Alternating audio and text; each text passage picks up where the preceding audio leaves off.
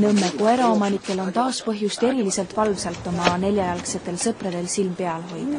Märtsikuu on kaasa toonud juba 2 mõistatuslikku juhtumit, mille tõttu mürgitatud koer hinge hoida. Aga äkki on mingi Nõmmel mingisugune maniak, ega ma ei oskagi muud öelda. Viha koerte vastu on keegi Nõmmel pidanud juba aastaid ning praegused mürgitamised on vaid ohumärgiks, et aastate tagune kordub taas. Seda inimest on tuvastada nagu võimatu praktiliselt, eks kui keegi peale ei satu ja lihtsalt tähelepanelikkust, et praegu on juba 2 koera tapetud, et oleme nüüd seekord siis nagu veidi targemad kui 2003. aastal, et see arv ei läheks üle 20. Nende koerte hulgas oli ka loomakaitsja enda Dobermann. See saksa lambakoera kutsikas on Kertul juba 3. 5 aasta eest võttis rotimürk elu tüdruku esimeselt koeralt. Paari aasta eest õnnestus arstide abiga pere järgmine koer mürgitusest päästa.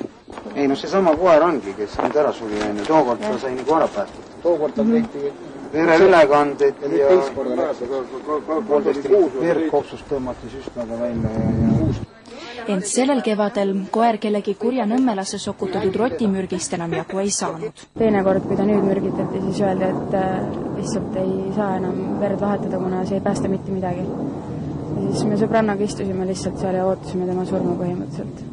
Siis ma lasin ta lihtsalt magama panna, sest ma ei tahtnud tema piinamist lihtsalt enam näha. Koeramürgitaja toimetab süsteemselt seekordki. Midagi kahtlast neelas alla ka naabrite koer. Naaber ütles ka, et tal oli koeral nagu epilepsia, eks ole. No.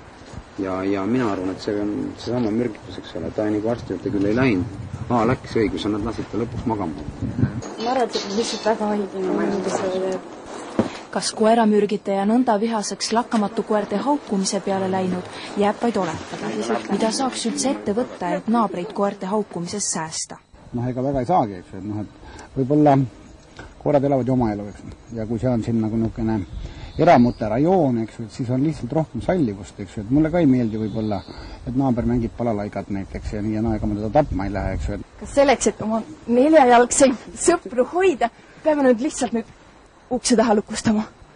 Tundub küll, sest naabrite vahel teatakse öelda, et seesama kahtlustatav ka kasside vastu rebaseraudade abil viha peab. Käppas, et ta kass oli leidsid. Jah. Ei, ta ütles, et kass tuli koju tagasi. Ei, üks käpp oli ära lõigatud, ma ei tea, mis nad sellega edasi tegid. Politseil on taolise juhtumi puhul väga raske sekkuda ning seda puhku jääb vaid loota koeraomanike ja naabrite enda erilisele valvsusele.